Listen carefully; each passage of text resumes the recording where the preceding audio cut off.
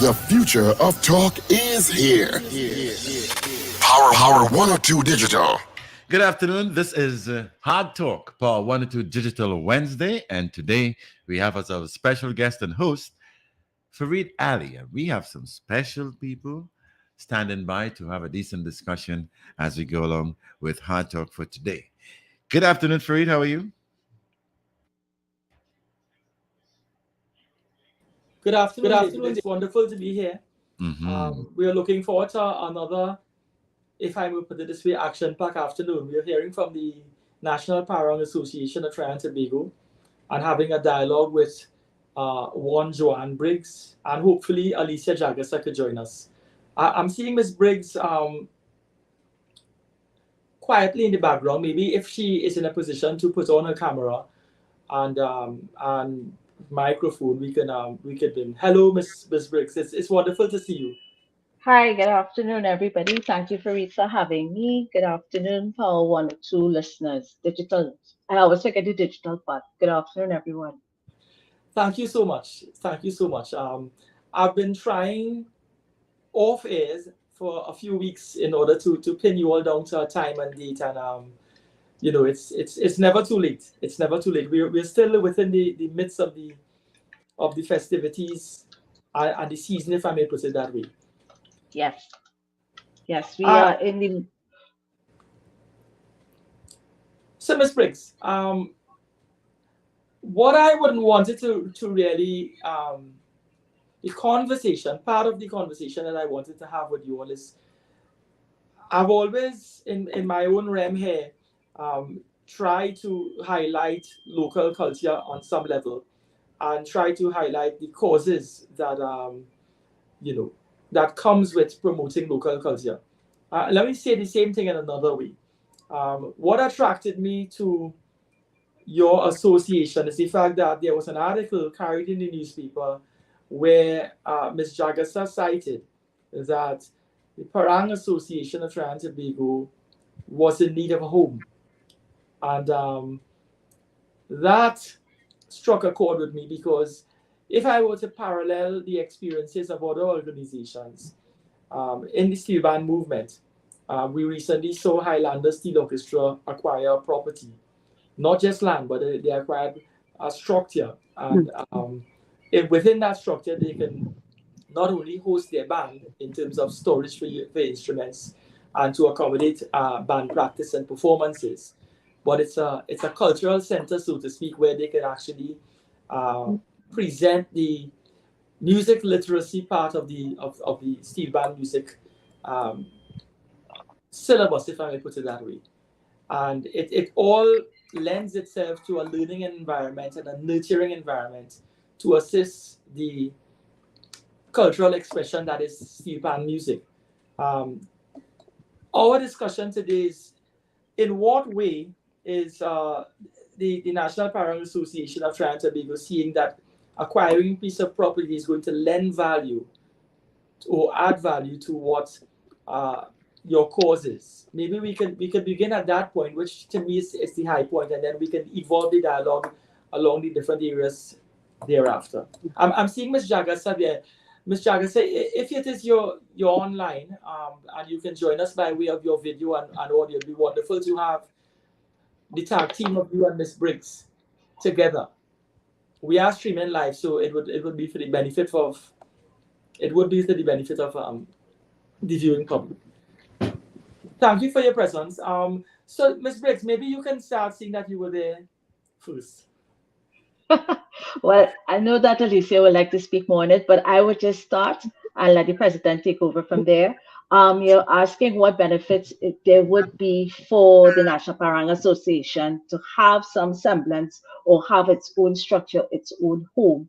And you talk about Highlanders talking about their music syllabus and being able to teach. And it's the same thing that we want to do as well in the context of Parang.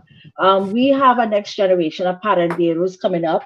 Just this weekend, we had the National Parang Junior Festival, and we had two competitions, one from the primary school and one from the secondary schools, and it was highly contested.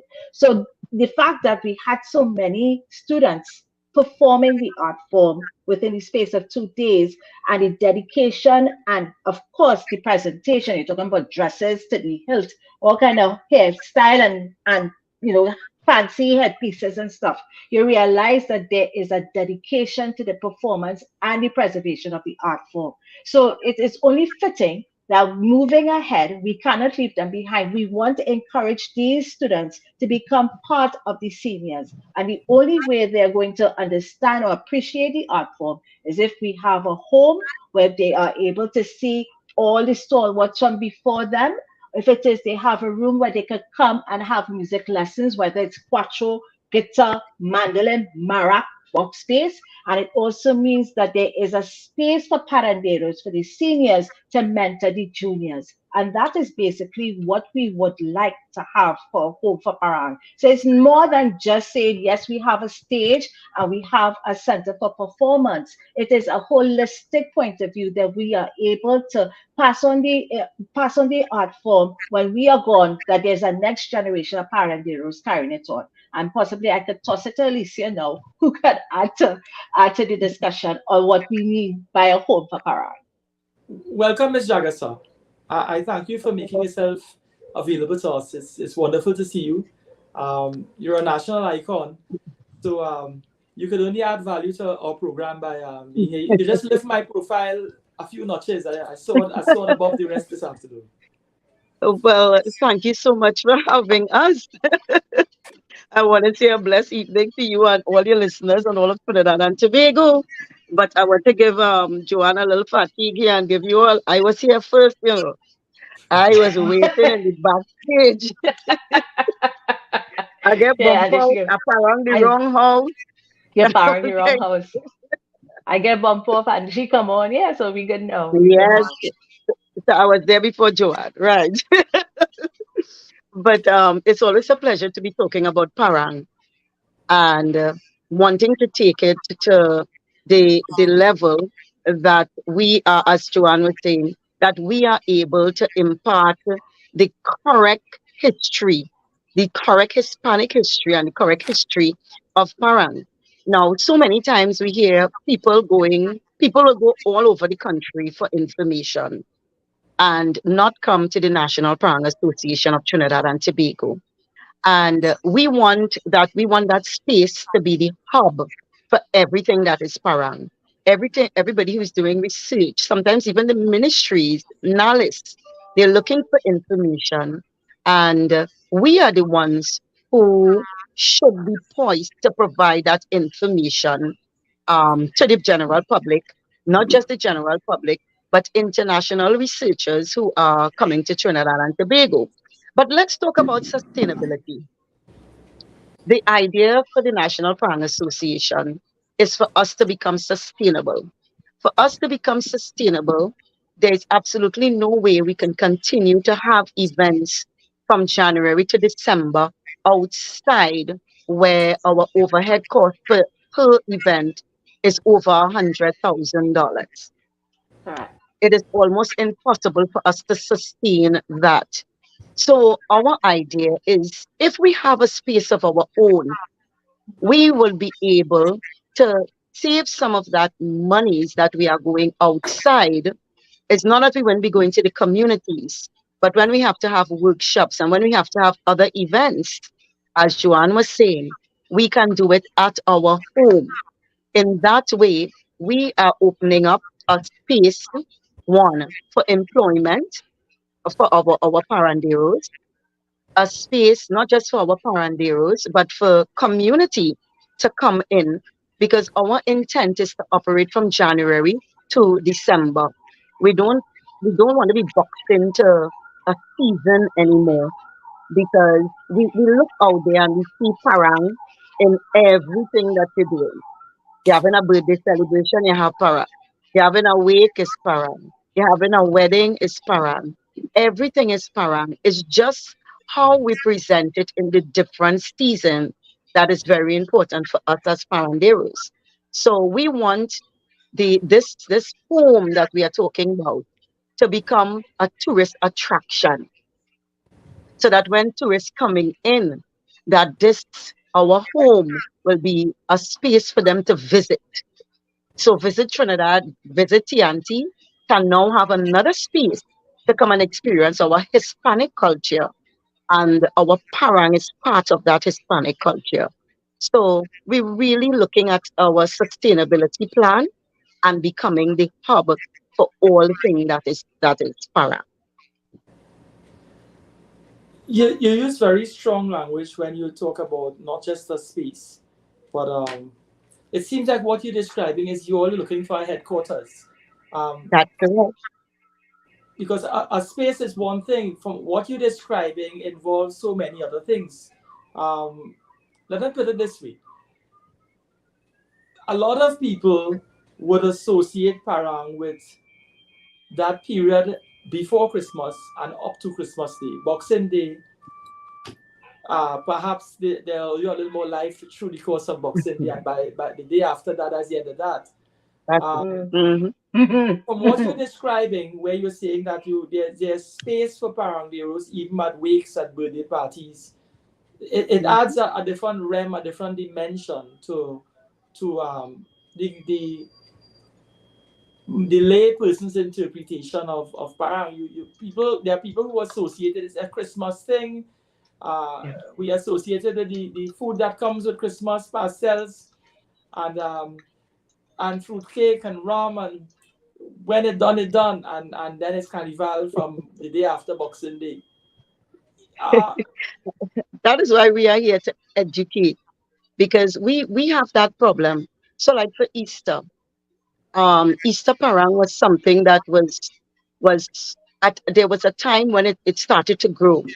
And we Mhm. paranderos sing songs about the crucifixion and the resurrection of Christ, the Yes. passion of Christ.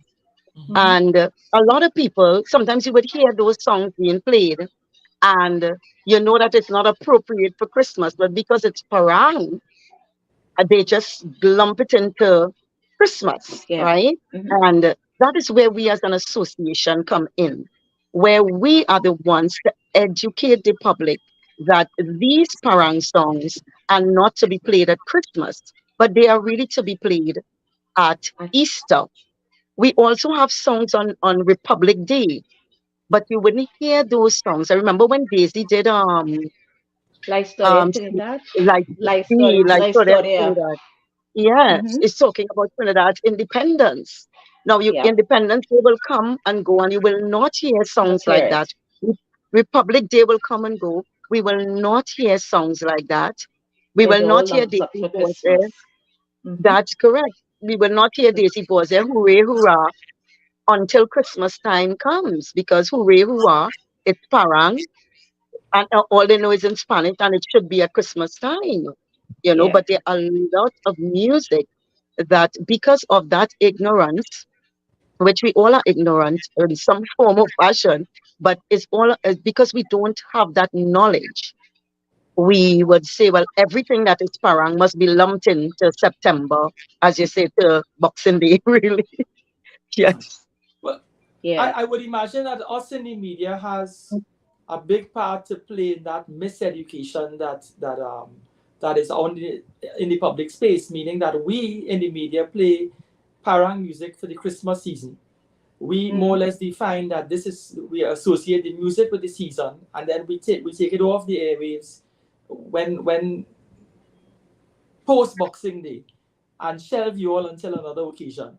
So Yes, so that's why. Yeah, because that is what happened when we had Divas of Parag in May, right? People are asking us, so why are you doing this now? Christmas is, why you all can wait until December? And the argument was that Parang time is any time. We could pick up our quachos and our instruments and our voices and sing at any time. It does not necessarily have to be box between when the feast of Christ the King, that is when people say that is when Christmas starts, right? That is when Advent starts, and that's when it ends, when it's supposed to be Boxing Day, when the presentation of the three wise men, and not realizing that there's more, there's more to Parang than just that period of time. We are storytellers. So we could sing about stories just like in Calypso, how Calypsonians write their stories, sing their stories. It's the same way Paranderos sing our stories too. you Correct. recently you recently had the school primary and secondary school parang competitions. Um, is parang, or where does it feature in the school syllabus, if at all, in terms of the narrative, the storyline, the history? Have you all been liaising with the Ministry of Education? Is there any is it within the CXC, GCE, well, not GCE anymore, CXC Cape syllabus? Does it feature in any way where the history and the story of Parang is told as part of our Trinidad local history? Um, I think sometimes teachers take it upon themselves to use parang as part of their class projects. So they may invest or engage with a parendero they know to come to the school and say, give me a demonstration of what parang is for the children. Sometimes they would actually, if it is they know the song themselves, they would try and teach the songs to the children. Because I remember growing up being taught La Pascualidad, right? Because that was an easy one. Que rede la Pascualidad. And the chorus is, ay, right? So those are some of the simple songs that we used to learn in primary school, right? And even now that you said like the competition, I think that is where the focus is, and that is how they integrate the understanding of parang music through the competition that we hold. Now, when we host the parang competition, it is more than just saying, okay, we want you to compete for the bragging rights, for the best parang band. I Right. think the youth officer, that's Joseph Bertrand, has gone out of his way to educate the teachers to make sure that there are workshops before the competition begins. So they also have an understanding of what parang means. I mean, we have had online sessions for like for the past 2 months, Alicia, or before that, Just where he before, would yeah. host, yeah, he would have music workshops, he would have Spanish speaking workshops, writing workshops, and Wonderful. even if it's for, yeah, and even music. So people will have an understanding, or teachers will have an understanding of what parang is. You talk about for that for primary school, but for secondary school, I think for Cape, what they do, because there is a performance exam, performance arts, if I'm not mistaken, a syllabus for that. I think that they also, if it is a student is interested, that they would find their way to us, meaning the paradigms, to get more information. So it's not necessarily that we have a partnership, like a formal partnership with the Ministry of Education, but right And now our connection is very organic, where people who know or are interested will come and seek our knowledge, and we will have the platform there available, like what Joseph did, for people to come and follow us. So that is what the relationship is right now, an informal but one. to add to what Joanne is saying, um, we also exploring the idea of using the parang as a tool for learning Spanish, because for the children to learn these parang songs, you have to teach them the basics of Spanish. Pronunciation, yeah, And pronunciation it, as well. Yeah, that's correct. So we are looking into using the parang as a tool, especially for the students who are doing Spanish. I'm sorry about that, especially for the students who are doing Spanish, because we see, I can tell you, like my children, when they were doing Spanish in school, I was able to tell them, you all singing these phrases all the time, and you can relate these phrases and everything that you're doing to some of the things that you are doing in your exam. And I was able to sit with them and show them that here's what you all are doing this, and look how easily you are doing it. All you need to do is to apply it to your study. So, in going forward, we are exploring the parang as a tool for helping the Spanish students in school. So that those are conversations that we need to have with the Ministry of Education, who has been very supportive of the National Parang Association in the making sure that the junior parang is as successful as it is. They are always on board and always assisting us in whatever way they can. Tell us about the Junior Parang. How many schools participated in the event? Give us a summary as to what just transpired in terms of the schools' participation. How many primary schools, how many secondary schools would have been engaged in the competition? Well, this year we would have had 22 primary schools participating and 16 secondary schools. In the past, we would have had like sometimes all 30 something primary schools, but coming out of the pandemic, these are big numbers, because I Right. remember last year, the numbers were smaller, where we had maybe 12 and 12. But however, this year we are seeing the numbers coming back. So it's like 20, we are 22 and 16. And I can tell you, you missed it. It was a treat. Yeah. It was a treat. Let me ask a little question. Good afternoon, Alicia. How are you? Hola, señor. ¿Todo está bien? Yes, it's been a while now. Tell me something. Are non-school or groups that are not affiliated with schools or from schools also part of the young parang competition, the youth parang competition? Right now, we have schools, private schools and government schools. We have all schools. However,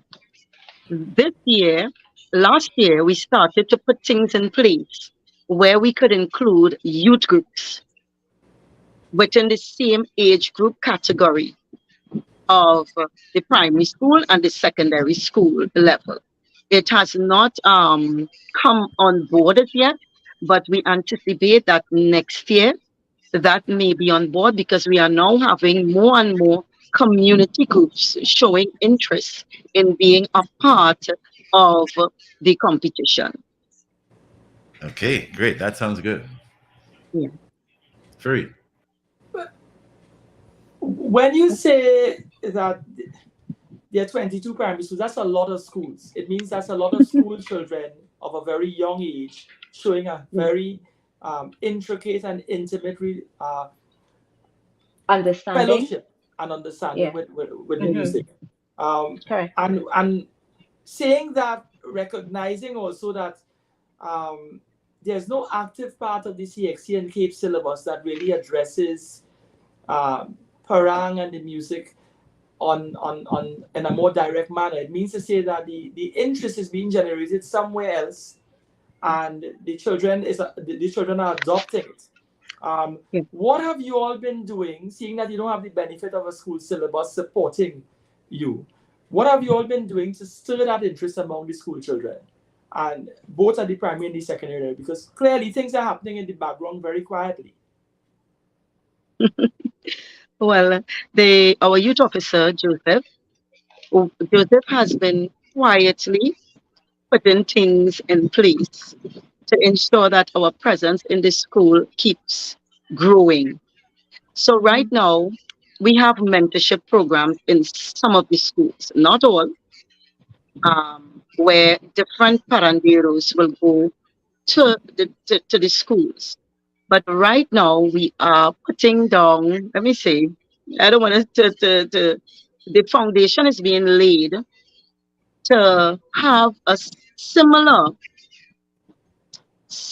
structure as per se, they have a Best Village model where you have tutors responsible for areas and certain schools.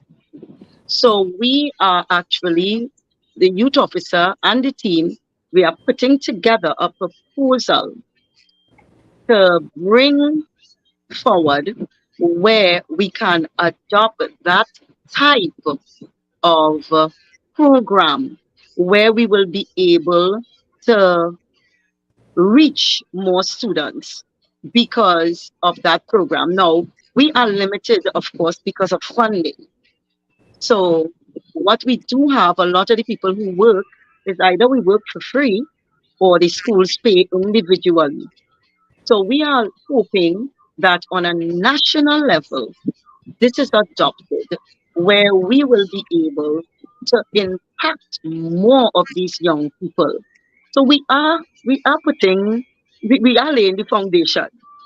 We are laying the foundations, and we're hoping that the foundations that we are laying will roll out in 2024. The Paranderos are the sister school. Those Paranderos are accredited by the Ministry of Education, meaning that the Ministry of Education would have sent those individuals. So this is a private arrangement between schools and your organization. This is a private arrangement. So the foundation that we are laying is to get the ministry on a national level involved. So right now, the Paranderos go to the different schools and on their own accord. So, for instance, I would tell you, I probably worked with about 6 schools this year, and that is on my own accord, right? Yeah, Um, volition. On in, your own in a volition. Yeah. year. And there are other members, other paranderos who actually work with other schools, 2, 3, 4 schools, all on their own. They have no ministries involved at this time.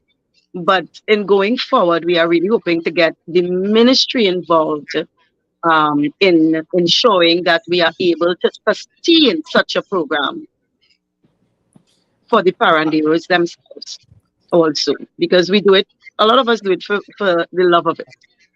Yeah. I understand your plight in more ways than one. Um, I was a secondary school teacher for 6 years. I was also the senior teacher in one of the government secondary schools. And I know for a fact, that's why I ask you whether it's accredited by the Ministry of Education, because I know from a senior teacher principal point of view that in educating the nation's children, very often we have, as teachers, and I still see myself as a teacher, as teachers, we have to take the bull by its horn, show some initiative, and find a way to bring organizations like yourself into the space that is a school. And Yeah. what we had to do at times is to improvise, meaning that we get the drama teacher involved, we get the music teacher involved, and we say Yeah. under the auspices of the music class, um, Yeah. Yeah. we are bringing in the paranderos, and it is Yeah. Yeah. part of presenting the music syllabus to the school. Yes. So it was a very it's an ingenious way, or may I put it this way, an expansive way of doing the right Embracing. thing in a Mhm. different way. Because if we Yes. depend on the ministry to cut through the paperwork and to deal with things at Yeah. that level, The um, bureaucracy will keep us back. Yes, the correct. young Yes, children we do. will be senior citizens and it still wouldn't happen. So Yeah. so I really appreciate the efforts you all are making, because your association in doing what you're doing, if you sit back and you wait until at an institutional level things are realized, then your grandchildren may have to take up the fight on your behalf. Yes. And Nothing that's not gets the done. legacy. Yeah, And and that's not the legacy want. That's not the legacy we want. We want the I've lived legacy to that. I've be. lived what you all just Yeah. describing there. I've lived that, and I've lived the frustration, because Hmm. I found myself adopting courses when I was a teacher that they didn't fall under my portfolio. I went there as a teacher, then became senior teacher, and then find myself having to go outside of my regular syllabus to assist with the physical education, with the music, with the drama, and I realized I didn't have a life and I was burning myself out. So hopefully that wouldn't happen to you all. My Well, thing is this.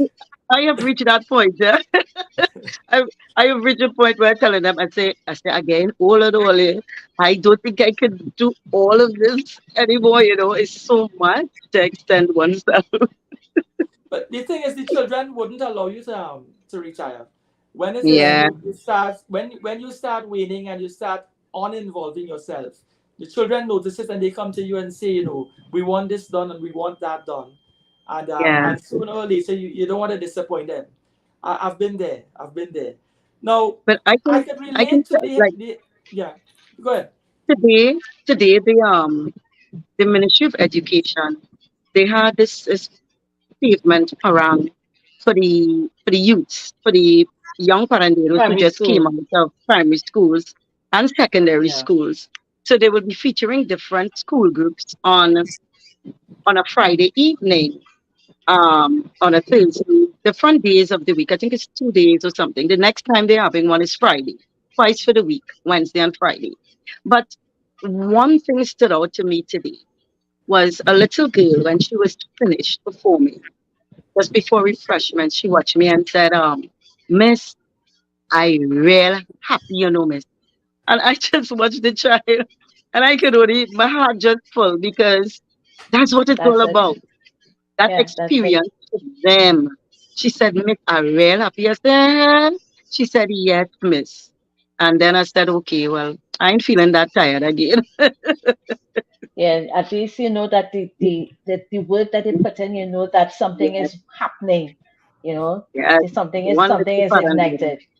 Yeah, Yes, if it just take one child to have that spirit, that parent spirit, and that they yep, could emanate that on stage, I think we would have done part of the job already. The next part is to yes. make sure how they sustain it afterwards, right? So if it is we go with one child, we good. At least it hits home to somebody, and that is what we need because that person could spread it to other people. So this just takes one, just takes one person. Yeah, let me just interject here with some of the responses coming from people. Iwat Uh-huh. Raspol, he said that this sounds like a very good initiative.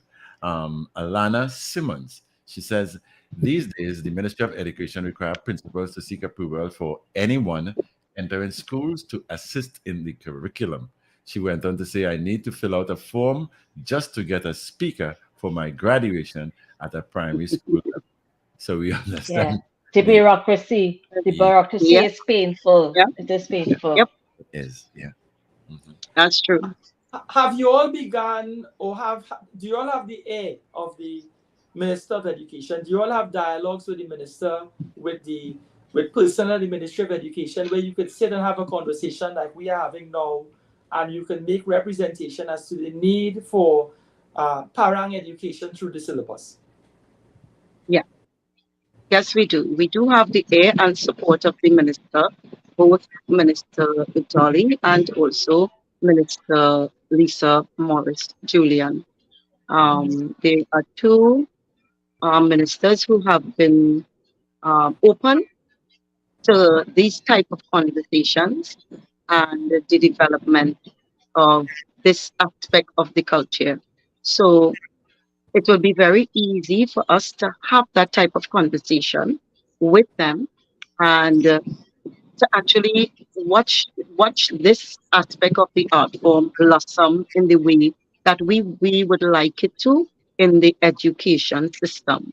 So our youth officer, as I said before, he's laying that foundation for us so that we can approach them because we don't want to approach them with half of the picture. We want to approach them with the entire picture. So we have like for the junior parang, we partner with the Ministry of Education. They would help us by this sending out all our circulars to all the schools right now, and even in acquiring venues for the junior festival. So like this year we had a little issue where the we had to move the junior parang festival Yeah, 2 days for one before the venue. actual. Yeah, That's correct. And the minister did step in and assisted us in securing another venue for the junior parang. And that is how the junior parang was held at Bishop's Anstey High School this year as opposed to St. Francois College. girls college. Yeah. So we do have good support from them. So we're looking forward to meeting with them and having these type of conversations with them Right. in the future. It is. If we were to, I'm gonna touch on your toes a little bit here, right? I'm That's on all your right. side. I'm on your side, but I'm saying that there are Go people easy. out there, meaning our That's all people, right. who will be listening in and saying that the steel band and the steel pan, that's a national instrument. The steel bands vehicles for expressing and for bringing into the public space our national instrument. The marak and the shak shak and all the instruments associated with parang music really don't have a space on our national musical landscape. In other words, priority should be given to other art forms. And you all want land. People might be saying, what are we going to get all the land to do? I understand the drive and the trust and music education and the fact that everyone has a space and has something to present. Right. How do you all intend to contend with voices like that when it presents itself? Because what I can say is this: you cannot escape critics, and the drive you're on in terms of promoting parang music as a yearly month-to-month calendar event or calendar celebration or calendar presentation. That is not something that could be achieved in one program or in the space of a month of music education. Correct. How do you intend to sell that to the public and to the government and state in general? Okay, so let me take one part of it, and then Alicia will take another part of it. Fareed, you and I had that conversation before we went on air, right? But I'm going to put it in this context. You say that the commentary or the critic will be that marak, shak shak, guitar, quattro, mandolin don't have a space in the musical landscape of Trinidad and Tobago. But truth be told, is that it is part of our cultural landscape. Trinidad and Tobago, I think, is the only English speaking country that in the region that celebrates its Hispanic legacy, right? And even though we have the history, we know our history with regards to the Spaniards and how they came across to Trinidad, but it is also shows that even with the culture crossing over, and most probably that is where the debate is, because people will say, but that is not Trinidad own, that is Venezuela thing. Why they bringing it across, say, with Maraca and all kind of thing? That's not we think, but in truth and in fact, it is, right? We have our thing called parang, and that is what we do. Because when cultures cross to the other side of the globe, it adapts. So it is a part of who we are, and it also blends in with our Hispanic history. So that is why it is also part of our musical landscape. It has nothing to do. I mean, it is part of our roots now, right? It was part of our roots then. It continues to be part of our roots. So if it is, you could tell that we're going to say that the Lara brothers have no right in playing parang when it is their father who came across to Trinidad, who showed them, the art form of parang, raised them up in the art form, and that's how they play parang too. And I'm sure Gloria Alcazar came here from Venezuela, was raised in Trinidad, by the way, and when she back and forth from Venezuela, brought back some of the music from Venezuela across here, and it is also part of who we are. So that we cannot escape that Hispanic aspect of our cultural identity. And like I said, there is a space for everybody. I do not think that they could say that, okay, because the pan is the national instrument, that it takes utmost priority. Then what about calypso, right? What about soca, which we disregard, even though it's played at carnival time? What about calypso? Look at the state it is in right now, right? How come we do not pay homage to that as well? And it's the same thing goes for parang, that there is a space for everybody. And we should not be dissecting and say, well, we could put that aside and say that is not us. It is part of who we are. I am not disputing the fact that the pan is a national instrument. Don't get me wrong on that. But what I'm also saying is that we should not be forced into a corner to say that we have no sense of credibility, no sense of that deserving to be paid, that we have to say we want attention. It is part of who we are. I mean, without parang there will be no soca parang anyway, so we might as well you understand, it's part of the network, our cultural network. So that, I mean, if people want to argue that, it means that they really do not understand who we are as a people, and we just biased in certain things. And we hope that, that when we continue to explain the parang art form, that they will come across to our side and say, oh yeah, I understand it now, and take a little dance when they hear a little quattro strum or when they hear a little marachi. So I'm tossing it across to Alicia to finish off the discussion. Well, when we talk about Parang, we talk about our indigenous peoples. When you talk about the marak, when you talk about the drum, when you talk about all these instruments, it is just rooted in our indigenous peoples, right? Are we going to say we don't have the first peoples? Are we going to say that they have no part in who we are, our history? My thing is, I see Marshall Montano playing a quattro on a soca stage. I see Chess de Fantana playing quattro, which is instruments of para, right? And I see a set of soca artists with maracan suddenly with the instruments of parang, right? Now, I see Voice, who started parang from since secondary school, playing mara. Yeah. Hmm. Voice came into Los Alumnos de San Juan and was singing parang and playing mara, right? I could go on and on. We have Chucky, we have Hmm. Keelan Francis. We Hmm. have so many of our icons whose foundation It's in was Parang. based on that parang experience from since in school that they were exposed to through the initiatives of the National Parang Association. How Correct. many other icons we have spawned from that junior parang? We don't boast.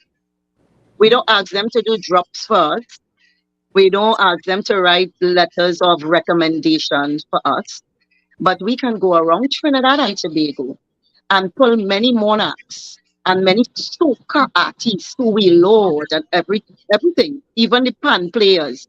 You know how many of our paranderos play pan in Exodus, BP Renegades, Desperados, and all of these things. You know how many of them play our marac? So you could imagine if they have an outlet to learn how to play the marac, and it doesn't necessarily mean it's just in a parang band that they can exist. A marac player could exist in in carnival season playing in the rhythm section, or a quattro. I end up with my quattro on good stage in Calypso Monarch as a parandera representing. So what we are really wanting to do is not just to empower our paranderos to play parang alone, but to explore the instruments of parang in the different genres of music that we have been exposed to in Trinidad and Tobago, because we are whole Callaloo here, and it so happened that parang is a part of it. So it didn't have no way we can get away from, even though we want to say, well, okay, what is parang? Parang is we. Parang is the first people. Parang is where we started. Parang is the marak shaking and the first peoples, all the rituals that we gained here in Trinidad and Tobago. And maybe we can try removing Parang from all radio stations, ban it for a year in a Parang season, and then we will know the impact of Parang on the citizens of Trinidad and Tobago and nationally. We will know the impact. Now we have people coming to Trinidad and Tobago to research parang. You can imagine that they're researching parang music. They're not going to Venezuela. They're not going to Brazil. They're not going to any of Any of the the other Spanish Spanish speaking speaking countries. countries. They Correct. are coming They come because here parang is unique to to us. us. That what we put in it, we put our Trini flavor. That is why we call it parang. And Parang it is and not unique. paranda. No, paranda is in Venezuela Uh-huh. and other Right. Latin American In Puerto countries. Rico, Uh, and all really, those others. but parang, you wouldn't hear the word used anywhere else but Trinidad and Tobago, which says who we are Oh, as a people, because you will get our identity. calypso, soca, and everything into that parang music. So Yep. we will continue to, you know, kind of fight for it because it's part of who, it's a part of our Hispanic heritage. It is. Continue the good fight. Before we change gears, Elisa, I miss Paran festivals. I miss it so badly that I feel sick without it. Would there ever be a return to Parang festivals? Because, like you guys are speaking about the first peoples and all of that, as a Yeah. radio broadcaster and a guy who followed it all across the country, it improved my Spanish. I like Spanish. I didn't finish it in school, but I Yes. like Spanish. I can speak a lot of it. That's fine. And it That's took me fine. to Lopino, where I had a different experience when I got to Lopino to see Uh-huh. first people's art and craft and Yeah. all of that. It took me Mm-hmm. to Mm-hmm. Mm-hmm. San Rafael, where the Yes. same feeling came about. It took me to Paramet. Yes. It took me to Mm-hmm. Maracas St. Joseph, where I Uh-huh. was not, because I used to be a DJ and rocking the house with all kind of music. And when 2000 came about, I said, David, you're going total local now. So I am a person on radio, in the media, who total local, and to make, not to be boasting, but I was also given a national award for promoting local music. So I'm Right. lion, hook, and sinker involved, but I Yes. miss Parang festivals. Would there ever be? I mean, you, Malaysia, as the undisputed Parang queen that replaced So the likes of Daisy Voto. That's very special. I miss los alumnos, los paranderos de UWI. I miss all of them on stage in that sort Stage, of yeah. presentation. in Is that that competent. ever going to be back for people in Trinidad? Well, I can't say no, but the challenge we had is that in 2016, which was the last Parang festival we had, Mhm. Yeah.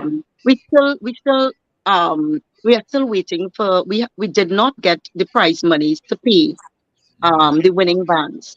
Mhm. So that kind of has been in the air, and we have to get the bands back to saying to themselves, it didn't happen. The promises that were made at the time, Mhm. it didn't happen. So it is hard to get them to have another festival one time Mhm. because these are the same bands we are depending on Yeah. to Correct. participate in the Mm-hmm. competition. Mm-hmm. So what we are doing now is trying to, you know, make our events where we can have a profit, so we can start at least trying to pay back Mhm. the bands. We can't say, well, we are a new executive and we are not responsible for paying them. We are still responsible. So we are Yeah. trying to raise funds as much as possible for events, make a profit, and try to pay the band until, at such time, who knows, 2014 might just see that festival coming back. I miss it badly and dearly. What about the corporate support where that sort of a sponsorship is concerned? We are building. We are building back Yeah. our relationships with Mm-hmm. corporate Trinidad. Let me put it that Yes. way. Great. We are building. Yeah, Great. it's I depend building. Yeah. on you So guys to get it back yeah. on stage. I miss it. And Yeah. it So was we take it very one step at a uniting. time. It Yes. was very uniting. When you go to Yes. Paran festivals, you'll see a real cross section of who we are as Mm-hmm. Trinbagonians. You know what's the We best are part of that? vibrant executive. You know what's the best part of that though? For the festivals, you see when everybody else on stage and you see another group of people listening to the jam sessions in the back. That Yeah. is what I miss. That is what I Yeah. miss. Yes, I look forward to I know you can, Alicia and Joanne. I know you guys Yes. have the fortitude to do it. And I am here. I am in full support of what I call re music and re culture.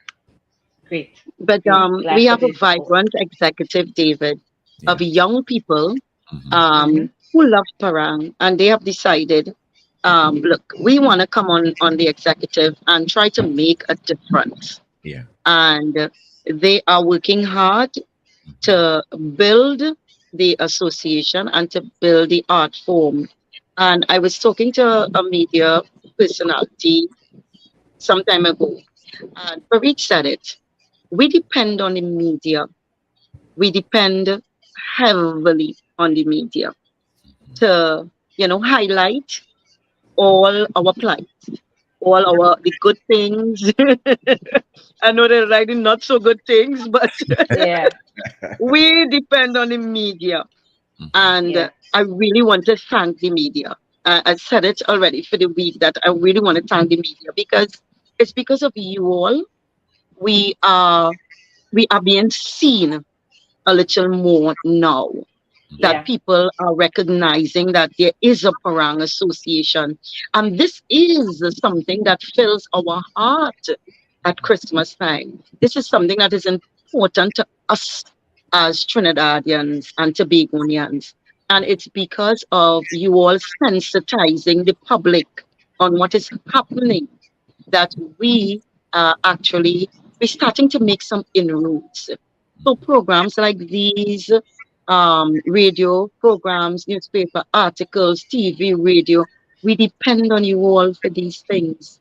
So we can Yeah. only be grateful and thankful for you all for opportunities like these to share our plight and to also share some of the things that we have in our heart that we want to share with Trinidad and Tobago and beyond. So I really Correct. want to thank you all. It's my pleasure. I do it full 100. It's wonderful having you all here today. This is just one of a few discussions I hope to have with you all between now and, let's say, hopefully before the Christmas season comes to an end.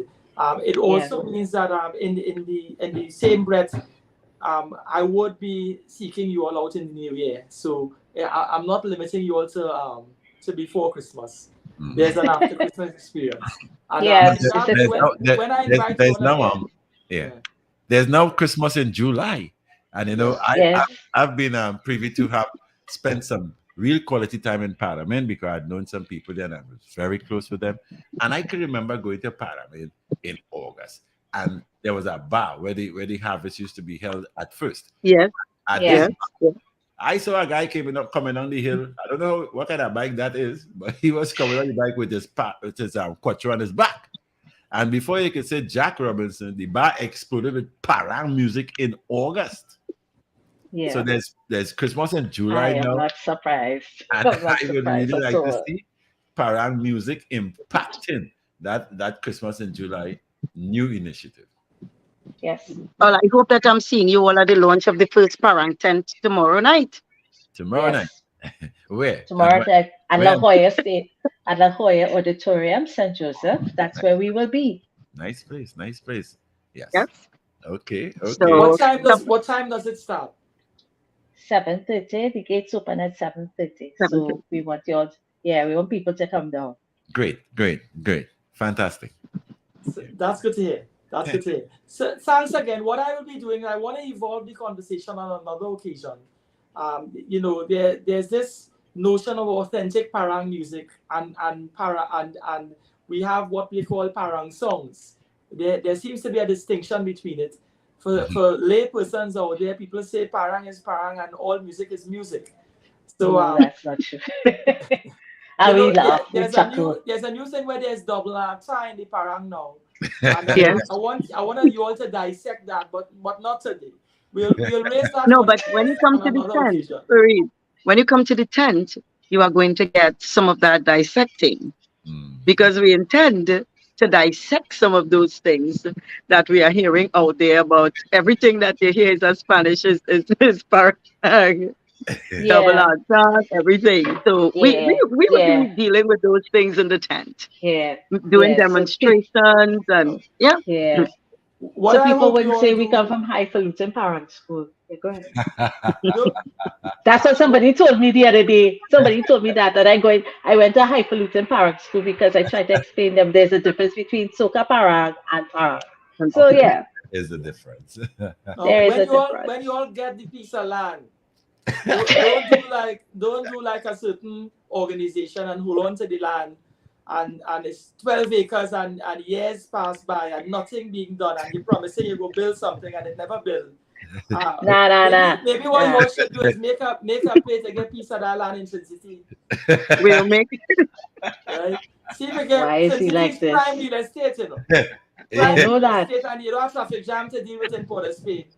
So if you get half that land, right, or 1/4 of the land, 4 acres, there's a lot you could do with 4 acres. And they ain't gonna yeah. mind because they ain't using it. Oh boy. So on I will that note, remember. thank you so I'll much for make making yourself present, and we representation. look forward. We look forward for more and more occasions.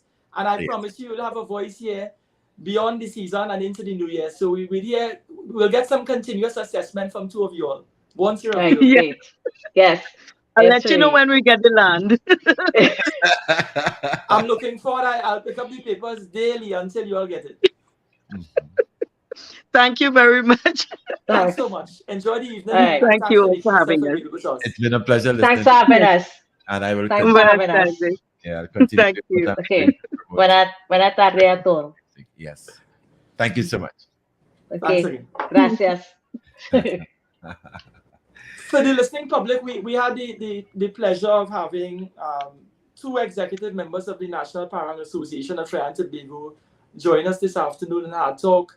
That being Alicia Jagasa and Joanne Briggs.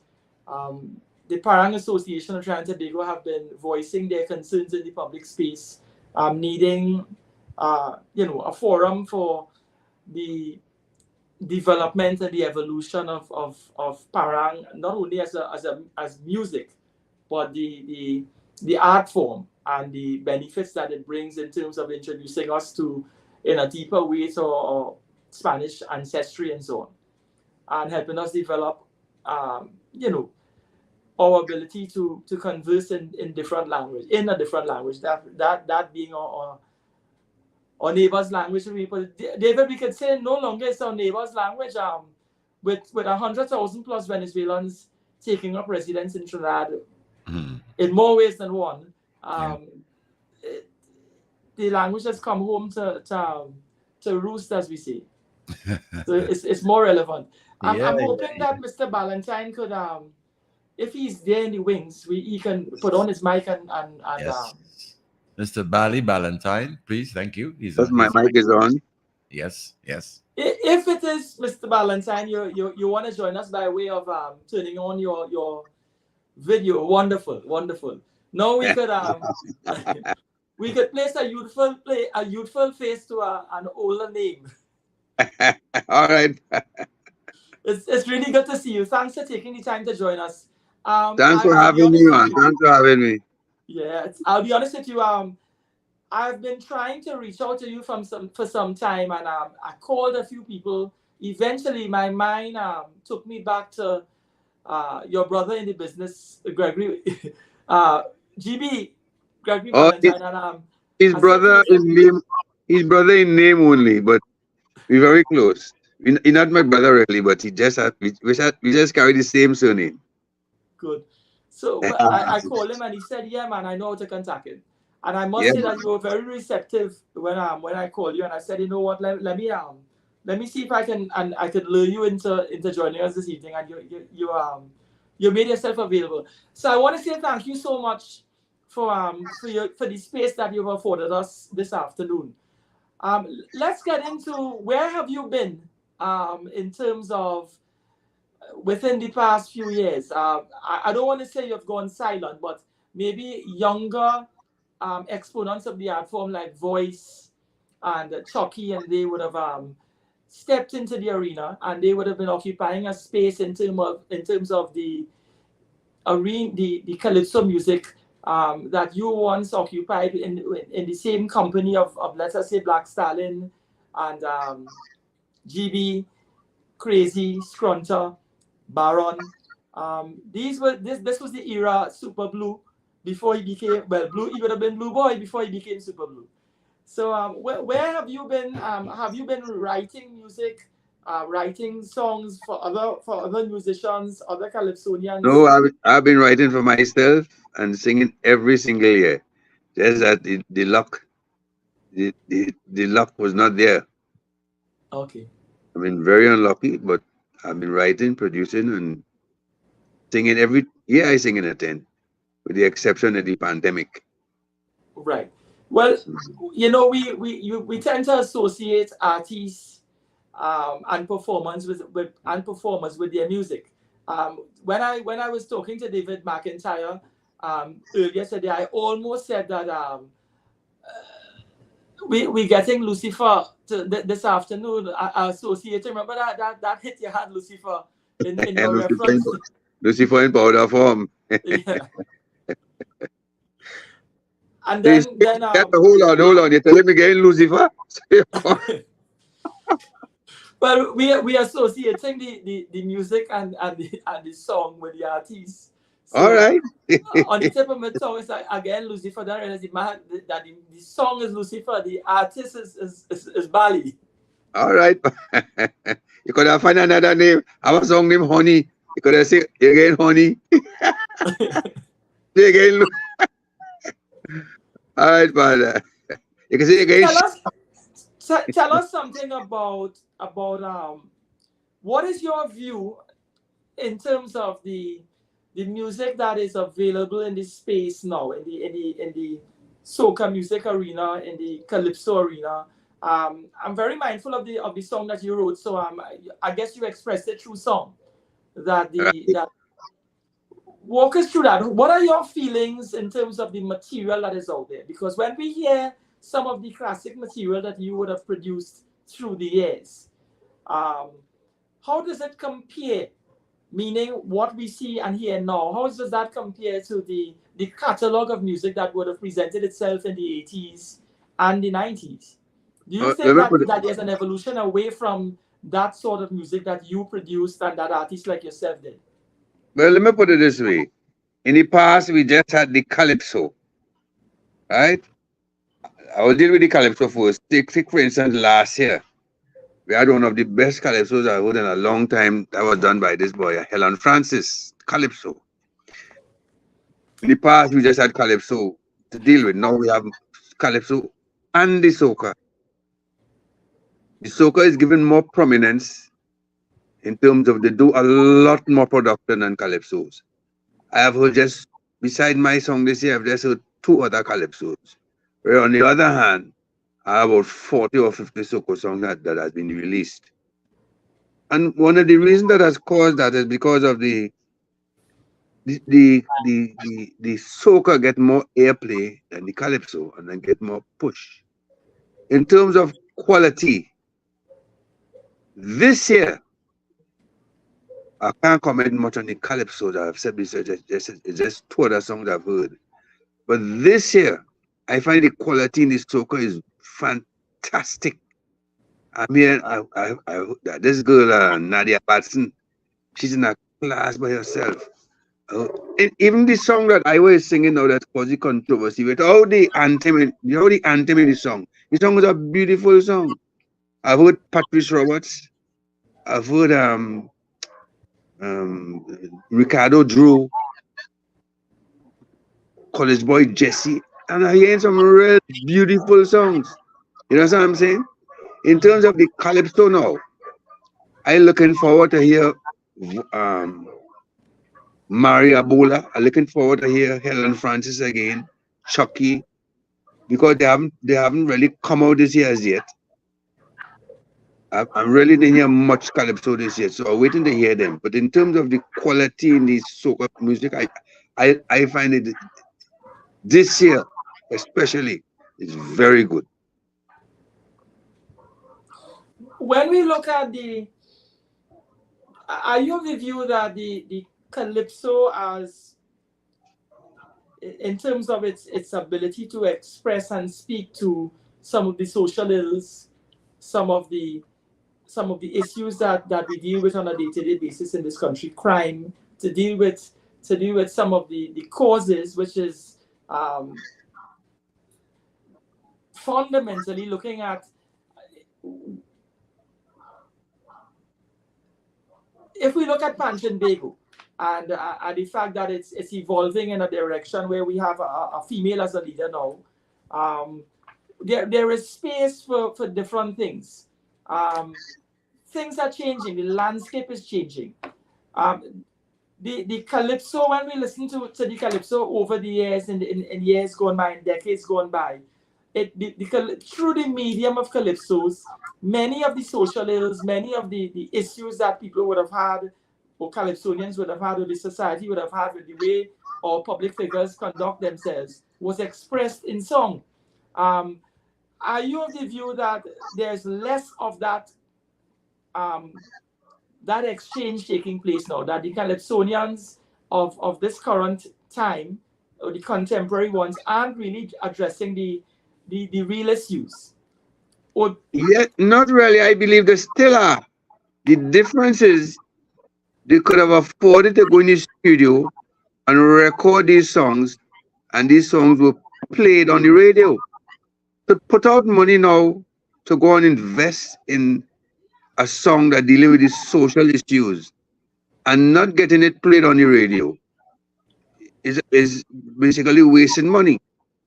But if you go to the tents, these same issues are being addressed in the tents.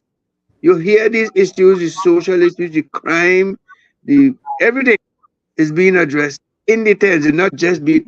They're not recorded, so you don't hear it. The humor, all these topics are sung in the tent. You could get it in the calypso tent, but you don't get it.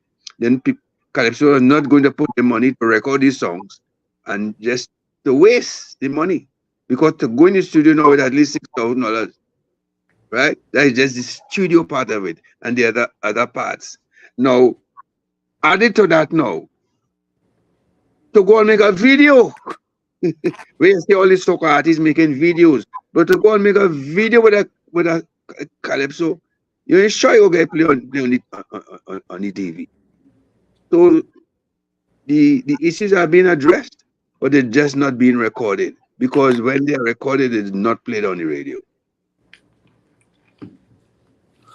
You mentioned the calypso tents. There have been a lot of outcry, a lot of airplay about the fact that the tents aren't meeting the attendance levels that would have been achieved in years gone by. Are you of the view that more needs to be done in order to attract persons to the tents? Well, I think so. I put forward an idea to them. We have to look at our target audience. Our target audience are the more mature people. We have a lot of retired associations that have mature people. We should approach these people in terms of giving them a package. You could come to throw in a clash here, a clash there, and specifically invite these people. I put the idea to the organization, but I see they haven't followed up as yet. I don't know if they're working on it, but it's a target area we should address. The retired people, the retired associations, there are quite a few retired associations. And there are people who are approaching retirement would also be attracted to the tent. That is our thing. No. On the other hand, yeah, go ahead. On the other hand, I've been clamoring for the abolition of 3 verses, not less than 3 verses, not more than 4. My view is that the music should be free. They shouldn't be put in a straitjacket. You could sing 2 verses and sing a whole message. I Mass by David Rudder is 2 verses. The Ballad of Wolsey, 2 verses. This boy, I'm a Trini, 2 verses. And it's a full calypso. And it is more attractive to the younger people now. So if we could get away from this straitjacket of not less than 3, not more than 4 verses for the competition, I think it may assist us in a track. So, because you see, with people now we concentrate on melody, we concentrate on different things other than just putting in lyrics for 4 verses of lyrics. And another thing, When you make a record long time, a record long time used to be 6 minutes, 7 minutes, 8 minutes. No, they ain't playing that on the radio. If you want your song play on the radio, it has to be 3 minutes or around that time. Now, 4 verses in a calypso can't go in 3 minutes. And the organization has to look at these things. The length of calypso long time and what is to play on the radio. And we have to adjust to suit the times. And we are not doing it. So we have to do a lot of innovation. Tell me something, Bali. You know me, I'm like I told the Parang people, I am hook, line, and sinker into what I call we music and we culture. Now, calypso, to me, I don't know if you'd agree with me, has lost some of its flavor, some of the attractions that it once possessed. I mean, the masters like Duke and Stalin and Shadow, a lot of them, crazy, even you, had a particular crafty way of doing a calypso. And to make it more impactful, we had that beautiful dancing kind of calypso musical accompaniment. Now, if we had to bring it into a modern style, a nowadays style of that kind of traditional way of doing it back in the days, wouldn't you think that will attract more to the calypso tent? We had, I can describe certain calypsos as tent calypsos. I would describe certain calypsos as monarchies type of calypsos. You know, I think we have lost a lot of the musical accompaniment that brought that sort of spirit to the calypso itself. You know, I always mention Kelly Green and the orchestra, even Cummings and the Wailers. Those are Roy Cape in particular. They had a mental way of presenting calypso music. So the artists now, if you get real nice calypso music to back you up, I mean shaka shaka, some of your calypsos, the musical accompaniment played a very important role for the artist to deliver and to execute. Now we have studios that is just a keyboard and a laptop, and you have to settle for that kind of backup music. Is it because of that calypso has lost the attraction it had? Or what is the problem you think where that is concerned? I will touch at the competition and the judges and what the Calypsonians believe the judges want to hear. They're going that way. I will tell you what. If you look at Skinner Park, no, Skinner Park was Calypso Fiesta. Yeah. But it has metamorphosized or morphed into Calypso Siesta. Not Fiesta, Siesta. We hear these long-winded dirges. Come on. A Calypso, since I started writing Calypso, I always concentrate on being melodious, especially if I'm going to record a song. If I'm not recording it, I may not be that melodious. But sometimes you hear some calypsos and they lack in melody. They go down and they just concentrate on mostly the lyrics. But you could have a beautiful melody accompanying your lyrics. And I believe that is one of the problems they have in terms of the calypso these days. But before, these calypso that if you go to record a song with that doors like that, they ain't playing on the radio. You have to have a melody. To me, you must have a nice melody. Otherwise, you're spinning top in mud.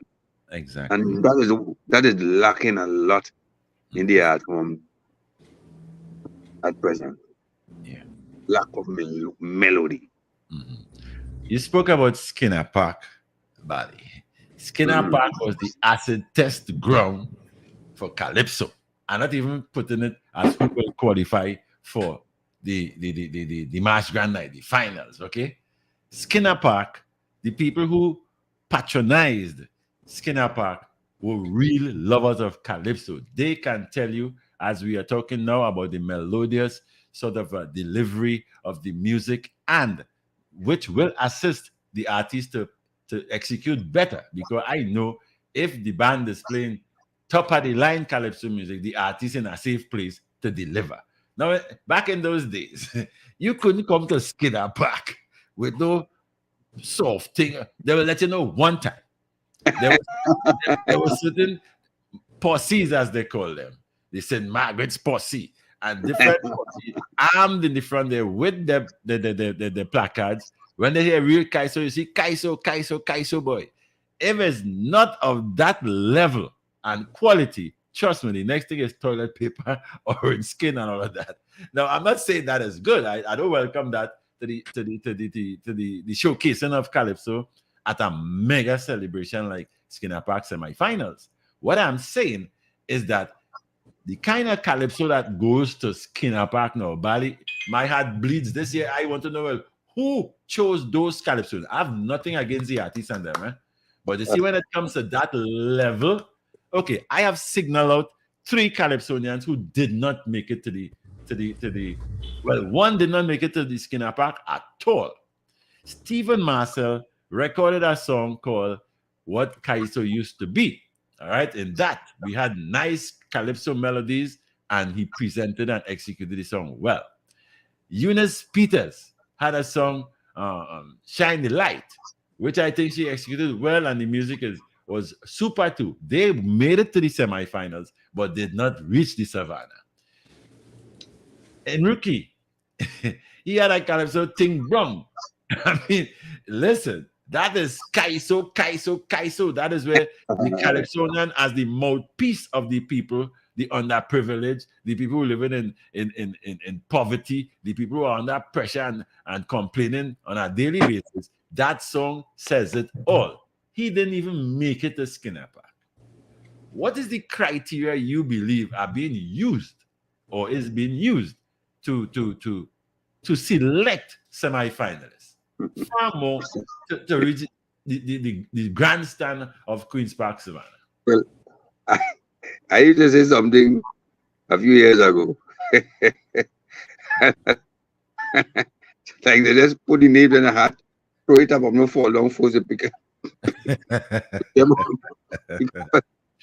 Sometimes I wonder myself.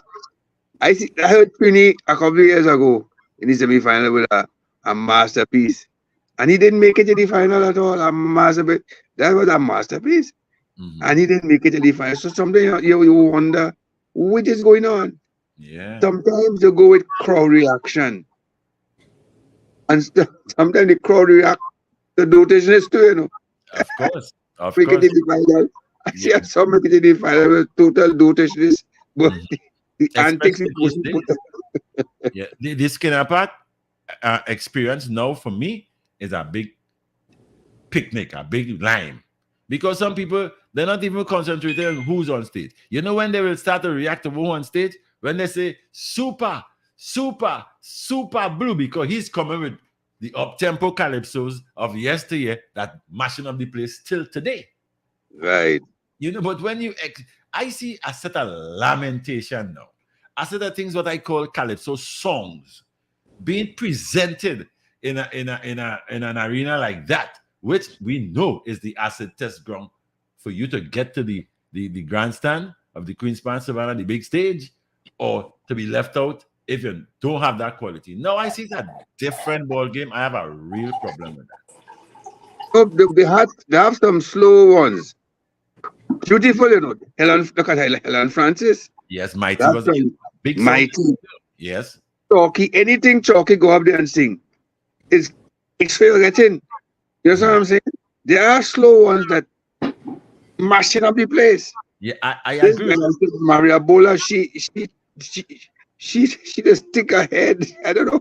Yes. I love her in terms of how she writes. Yes. You know what I'm saying? And there are quite a few who could Kurt Allen. Mhm. These guys, you know, Chucky's not really a writer, but he has a good writer. And you know, Christoph Grandad, we put forward some beautiful pieces of things with Karina Ashe. Mhm. You know what I'm saying? We have some good ones, but Yeah. Lord, we have some, I tell you, Bali, it it's has some dirges. We all of, don't know what they're doing there. yeah. All of the above makes it impossible for media promotion. Because like you said, if it doesn't have a nice melody and if it doesn't suit the programmer's mind, if I should say that, although I have a problem with Trinbagonian stations shying away from what I call we music and we culture in exchange for dance hall and dub and hip hop and thing. I mean, I think the government should mandate that, listen, once you have a radio station license of Trinidad and Tobago, there must be a percentage of what I call we music and we culture. Calypso, soca, pan, parang. You know what I mean? That kind Yeah, of thing should be. who you saying there? Who you saying there? We talking at 100 years now. I remember going into radio Trinidad with a couple of Caribbean and telling them about that. Well, let's go through this year and come to that year. And that whether you want to tell about 3 radio stations, there were 100 radio stations. And the problem And the still, same thing prevails. yeah, Kenny Phillips is the exception. that's right. Wax Studio is and there are a couple others. You know, that's how I'm saying, but the majority, Yeah. they play other people in music, sending the money outside. That's what they do. The money go outside. A lot of royalties leave the country. They going in, when they going outside the US, they going in. They're paying. Yes, that's right. Even though if it's going Jamaica, they're paying in US. They're paying in US. So Yeah. love your own. That's There are a lot of beautiful calypsos out there they could play. And when I say calypsos, I mean all genres in terms of all types. Yeah. All types. Like this girl, and as I said before, I call on him and I call it again, Nadia Batson. You have Michael T. Michael T. I just problem to pronounce Michael Teja. Michael T. These guys are real good. Yes. Real Bungie. Voice, all of them. Real good. Yes. And like I said before, you have Helen. You have Kurt Allen. We have a couple of youngsters who could real voice real. He voices think both anything. Yeah. You know what I'm saying? I agree. Fareed. My concern is this. You yourself said earlier that there is a surplus when you compare the amount of soca songs out there as opposed to or versus calypsos. And you're accounted for that by saying that there is there's a demand for soca music on a certain level. Are you of the view that how viable is it to get into traditional calypso music and survive and to earn a living in this current climate? It is much more difficult than the soca. Because the soca cater for dance music, people to enjoy themselves and dance, where the calypso is more listening of a listening variety. There are so many different carnivals all about the place. So in order to earn a living, the soca sing is much better positioned to go abroad and do all these shows. And the present Calypso monarch was lamenting that he didn't get any set of shows outside. You know what I'm saying? But that also has to deal with the topic you're singing on, the attractiveness of your music and all these things, and plus the radio station must. Although we have a lot of other avenues, but the radio station play an integral part in pushing your music. Well, the radio station may play a part in terms of promoting a song or promoting the music itself. But in terms of a demand to hear the Calypsonian outside of that period leading into Carnival Monday and Tuesday and thereafter, that is something as a Calypsonian one has to think of when you're going to produce your music. You have to think in terms of where is this going, what money I could make off of this. Are you of the view that it's difficult? The mass camp is no longer operative. Outside of that period leading to Carnival Monday and Tuesday. And outside of Labor Day in the US, Caribana elsewhere, Nottingham, Carnival in the UK, our position is we may find ourselves where there is no forum locally where Calypsonians can make money and present their music. What do you think Tuco can do as an organization to ensure that the Calypsonian stays afloat January to December? Well, as I said before, one of the suggestions I made, I'm making in a lot of meetings that I may have to put it in writing, is to take away this trade jacket that the art form has been for years, not less than 3, not more than 4 verses. Free it up. You go on stage, you have 8 minutes or 7 minutes. You could sing, as I mentioned, High Mass. High Mass is 2 verses, but High Mass is a classic. You don't need it. You ain't bong for 3 and 4 verses. Or as long as your message could come through in that light, and we could have something so. As this boy's song, I'm a Trini. You know, Genie, that look. That is 2 verses. That was Calypso here, 2 verses. But he had to go and write an extra verse when he reached the final, which is foolishness. Just to fit the criteria of not less than 3, not more than 4. He had to go and write an extra verse. Come on. So if David Rodder was competing and he had to go and do High Mass, he had to write the next verse. And High Mass is a complete song. So if you want the music to be attractive, people outside could send for us, make it more attractive, move this straight jacket. Creativity shouldn't have a straight jacket. Creativity should be free. I want to do so, I want to go, so I want to write my song. So we should be allowed to do it instead of putting this straight jacket you're putting in 3 verses, not less than 3, not more than 4, and then you don't care on the radio because the length of it is too long. We now going for 3 minutes.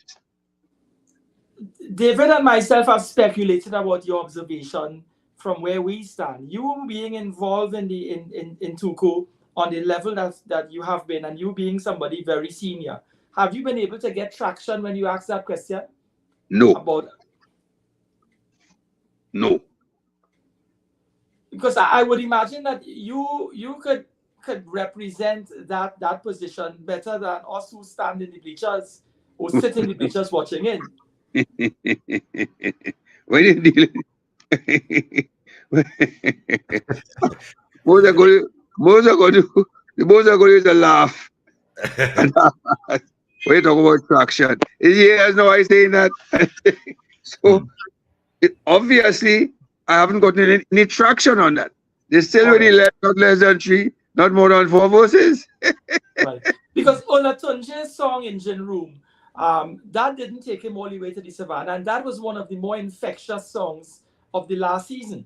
A lot of persons wanted to know, well, how come that song couldn't take him all the way to the Savannah? Well, let me tell you something. Yeah. Let me tell you something. The same thing I see. Olatunji spent about 5 minutes on the stage. You are given 8 minutes. But just because he was 5 minutes, he goes Savannah. But I shouldn't say that. But I get that inside. He was short, 5 minutes. It's madness. It's insanity. Why that wasn't in Savannah, I don't know. You know what I'm saying? Somebody said because he was too short. He didn't stay long on the stage. I wanted to go there and take a bath or something too when he done sing. He could have make up the 8 minutes. Bali, let me ask you something too. The people who are behind the putting together of the criteria, are they not keeping in time with what we now call the new order, the new way of doing things? Is that the problem? Well, part of the problem. Well, it had to be the problem. It had to be the problem. We have to revolutionize the thing. Otherwise, I'm saying, come on, obviously there are the calypsos that where you could have the four voices and then people will listen to it and all these things. I'm not saying do away with it, No. but don't put it in a straight jacket. You want to go 3, 4, 1, 2, create up 10 votes, but as long as you spend 8 minutes on the stage, Mhm. as long as you go, they say 8 minutes, you go 8 minutes, you're saying 20 votes in 8 minutes or 2 votes in the 8 minutes as something attractive. You understand what I'm saying? I see Chocolates do something. We were in Canada and Leon Caldero and I forget he was in charge of NCC, CEO of NCC, Mm. Colin Lucas. Mhm. Mastering up the place, but we had a big competition, a whining competition among the island. There's a big show on this side. So Grenada versus Lucia versus Trinidad, and these girls coming on stage. So could you imagine the bedlam, the madness going on? Douglas supposed to come and sing after that. So Colin Lucas asked him, you want me to slow down? You want me to slow down the music for you so you could sing? You know what Douglas said? You're mad or what? He said, you're mad or what? So when they finished the session, Douglas going on afterwards with a guitar, a chair, and a little mic. And the same people who was wailing and whining and things, Douglas had them getting on crazy the same way with that guitar. Hmm. That he sang, the first song he sang was white people laughing at me. Lord have mercy, if you see the people that get on. Master the place with a guitar and singing a slow calypso. Yes.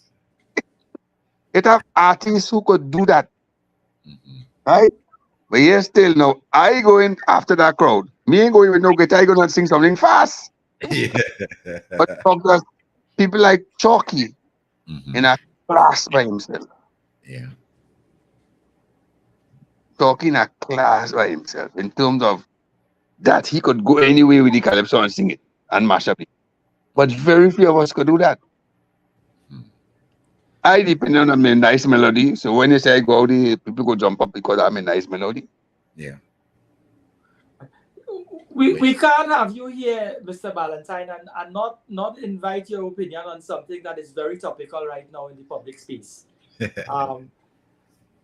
Iowa George sang a song "Happy People." Part of the lyrics, 46 seconds of the music, incorporated use of certain verses of the national No, anthem. no. Let me stop you there, partner. The whole anthem. This song is the whole anthem. The whole Well, anthem. all right. 46 seconds incorporated the use of the words, David. Mm. The entire, don't use no fancy words here. The entire anthem. I am good at all these artists and them, but I am saying it as it is. Let's just discuss it as it is. Go ahead. I think in hindsight, he made a mistake. What he should have done, perhaps I don't know if you think, what he should have done, the beginning of the anthem and the end of the anthem, he could have used it. But this song is a good song, Mm-hmm. This song real nice, With all the anthem, that song good, Of course. This song real good. With the anthem comes with it controversy. And I don't know if he deliberately did that for the controversy. Yeah. That's about all I can say. Because he could have used both the beginning and the end. Yeah, So, let me read out this for you guys. Soca artist Iowa George says he will release on Friday a new version of his song Happy People, which will not include the national anthem. On his Instagram page, Mr. George said he mentioned social media and he monitored social media and realized people are engaged in healthy discussions about the song. The federation who wrote the anthem, what year it was written, and the laws and protocols that goes with it, etc. He said he also took note of comments made by the Prime Minister on the matter. Mr. George said the song's aim is to bring Trinidad and Tobago back to proudness, respect, love, and happiness. He also asked his fans and the people of Trinidad and Tobago to delete his previous version and stay on course with the song Happy People. So maybe it All was a right. controversial take on promoting the song. But I would have that is I would have done the first line and the Yeah. bottom line. Yes. Because I think is it the song itself, the intention of the song itself was to bring some pride to the people in a bit. So it's a very good song, you know. And it would have been effective, but to use the whole anthem, I think That was a mistake on his part. yes, yes. I think it was a I, mistake. I quite agree. And I'm happy that he's going to delete the anthem because to me, I think a lot of respect is due to the national anthem. Definitely, definitely, Yeah. You definitely. mentioned David Rudder's High Mass being two verses. Yeah. We can't escape the fact that there was a public outcry when he released High Mass, where he made use of the Lord's Prayer. In fact, he changed some of the lyrics around. So he incorporated the original part of the Lord's Prayer and then twisted around to send a different kind of message. The Catholic Church, the evangelical churches spoke out against what he did and said, there are some things you don't do, particularly with the Lord's Prayer. Is it that because it's the national anthem that George used, we had that reaction, and therefore, you know, rather should have been treated in like manner, No way. Uh, you saw nothing wrong with using with High Mass in terms of it making use of the Lord's Prayer. I wouldn't say I didn't see anything wrong with it, but when it comes to religion, people have their interpretation, and religion is a thing you could argue for years. Mhm. You understand? They would have been offended. You understand what I'm saying? They would have been offended, but I don't think it was that. It was that. Let me see. I think rather they did so artistically. I don't think it was that offensive in terms of the anthem. There are certain protocols that we have to adhere to in terms of the anthem. You understand what I'm saying? And not only the protocols, the copyright of it. You can't use somebody's work. It belongs to the government. You can't just take somebody's work and use it without their permission. So it belongs to the government. They could have stopped him. I believe legally they could have stopped him legally.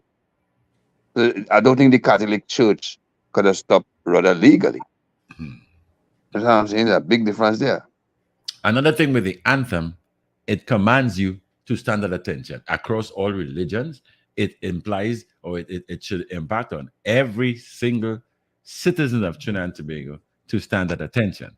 Now, that kind of up-tempo music, it might have you confused as whether you should whine or if it makes you whine while you're trying to stay at attention. But no, but standing with the anthem Mhm. is not it's option it is optional, you know. It is not the law, you know, it's optional. Okay, You understand what I'm saying? But people do it because you're patriotic. that's They do it right. because you are, and if you sit down and say, because normally if I see somebody walking and the anthem played, I just frown at them. Frown Yeah, at them. yeah, Because it's total lack of patriotism.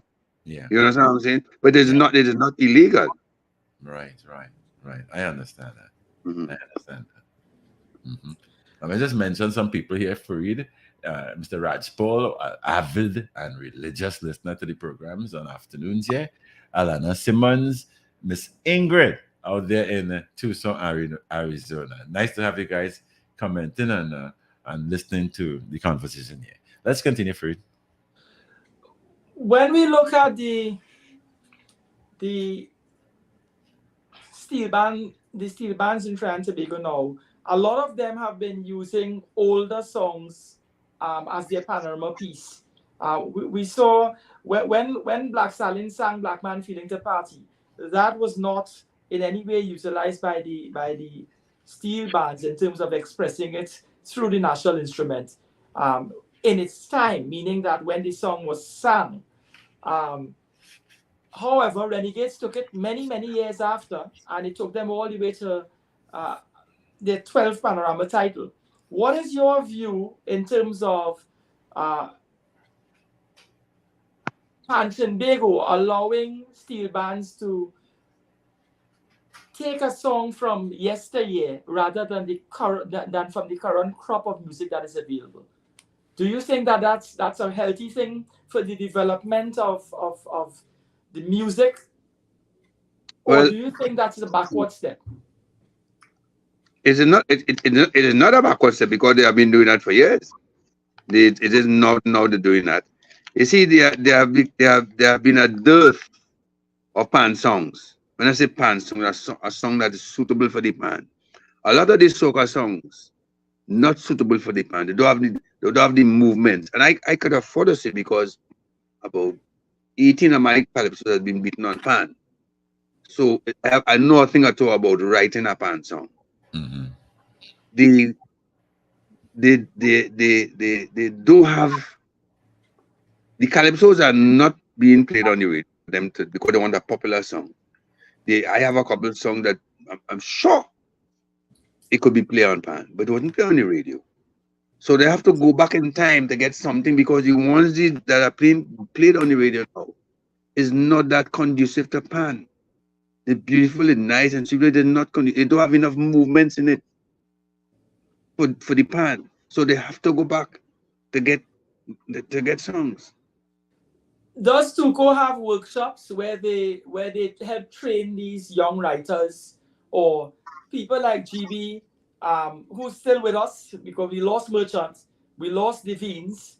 Are there workshops where you help train the young writers there and show them how to do things or how it was done, and this is the way you ought to go? We do have a workshop.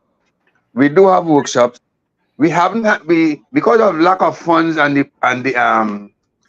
pandemic. There was a hole up in it. In terms of we haven't had one for about. I know for a fact the E zone, the zone that I belong to, we do that, but we haven't had one for a couple of years now because of lack of funds. But at the same time, South Zone they went to the schools.